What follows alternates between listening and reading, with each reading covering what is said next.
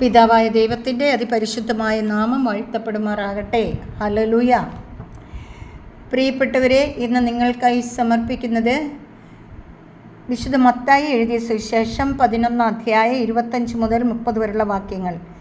യേശു ഉദ്ഘോഷിച്ചു, സ്വർഗത്തിൻ്റെ ഭൂമിയുടെ നാഥനായ പിതാവേ, നീ ഈ കാര്യങ്ങൾ ബുദ്ധിമാന്മാരിൽ നിന്നും വിവേകികളിൽ നിന്നും മറച്ച് ശിശുക്കൾക്ക് വെളിപ്പെടുത്തിയതിനാൽ ഞാൻ നിന്നെ സ്തുതിക്കുന്നു. അതേ പിതാവേ, ഇപ്രകാരമായിരുന്നു നിന്റെ തിരുവുള്ളം. സർവവും എൻ്റെ പിതാവ് എന്നെ ഏൽപ്പിച്ചിരിക്കുന്നു. പിതാവല്ലാതെ മറ്റാരും പുത്രനെ അറിയുന്നില്ല.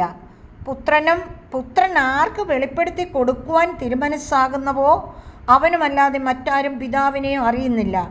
അധ്വാനിക്കുന്നവരും ഭാരം വഹിക്കുന്നവരുമായ നിങ്ങളെല്ലാവരും എൻ്റെ അടുക്കൽ വരുവിൻ, ഞാൻ നിങ്ങളെ ആശ്വസിപ്പിക്കാം. ഞാൻ ശാന്തശീലനും വിനീത ഹൃദയനുമാകയാൽ എൻ്റെ നുകം വഹിക്കുകയും എന്നിൽ നിന്ന് പഠിക്കുകയും ചെയ്യുവിൻ, അപ്പോൾ നിങ്ങൾക്ക് ആശ്വാസം ലഭിക്കും. എന്തെന്നാൽ എൻ്റെ നുകം വഹിക്കാൻ എളുപ്പമുള്ളതും ചുമട് ഭാരം കുറഞ്ഞതുമാണ്. നമ്മളുടെ കർത്താവായ മിശിഹായ്ക്ക് സ്തുതി. പ്രിയപ്പെട്ടവരെ, ഈ കേട്ട വചനത്തെക്കുറിച്ച് നമുക്ക് ധ്യാനിക്കാം. നമുക്ക് ആ വചനത്തെക്കുറിച്ചൊന്ന് ചിന്തിക്കാം. കർത്താവ് എന്താണ് നമ്മളോട് പറഞ്ഞത്? കർത്താവ് നമുക്ക് വേണ്ടി ഓരോ കാര്യങ്ങളും വെളിപ്പെടുത്തി തരികയാണ്. കാരണം സ്വർഗത്തിൻ്റെ ഭൂമിയുടെ നാഥനായ പിതാവ് എന്തിനാണ് ഈ കാര്യങ്ങളെല്ലാം ബുദ്ധിമാന്മാരിൽ നിന്നും വിവേകികളിൽ നിന്നും മറിച്ച് ശിശുക്കൾക്ക് നൽകിയത്? ശിശുക്കൾ ആരാണ്? ശിശുവിനെ പോലെ ആയില്ലെങ്കിൽ സ്വർഗരാജ്യം നിനക്ക് അവകാശപ്പെടാൻ സാധ്യമല്ല.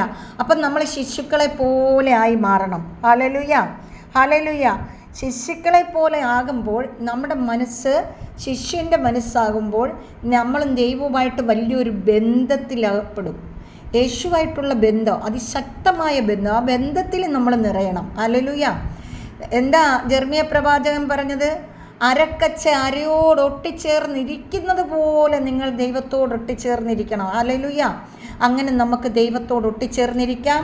പിതാവായ ദൈവത്തിൻ്റെ വാത്സല്യ സഹോദരങ്ങളെ, നിങ്ങളെല്ലാവരും ദൈവത്തിൻ്റെ മക്കളാണ്, തിരഞ്ഞെടുക്കപ്പെട്ട മക്കളാണ്, അതിൻ്റെ അവകാശികളാണ്. നമുക്കെല്ലാം ആ അവകാശ ബോധ്യത്തോട് കർത്താവിനെ മഹത്വപ്പെടുത്താം. പിതാവായ ദൈവത്തിൻ്റെ സ്നേഹവും പുത്രനായ ദൈവത്തിൻ്റെ കരുണയും പരിശുദ്ധാത്മാവിൻ്റെ അഭിഷേകവും കൊണ്ട് എൻ്റെ എല്ലാ പ്രിയപ്പെട്ടവരെയും നിറയ്ക്കട്ടെ, എന്നെ എൻ്റെ കുടുംബത്തെ നിറയ്ക്കട്ടെ എന്ന് പ്രാർത്ഥിക്കുന്നു. നിത്യം പിതാവും പുത്രനും പരിശുദ്ധാത്മാവുമായ സർവേശ്വര എന്നേക്കും ആമേൻ. കർത്താവ് നിങ്ങളെല്ലാം സമർത്ഥമായി അനുഗ്രഹിക്കട്ടെ.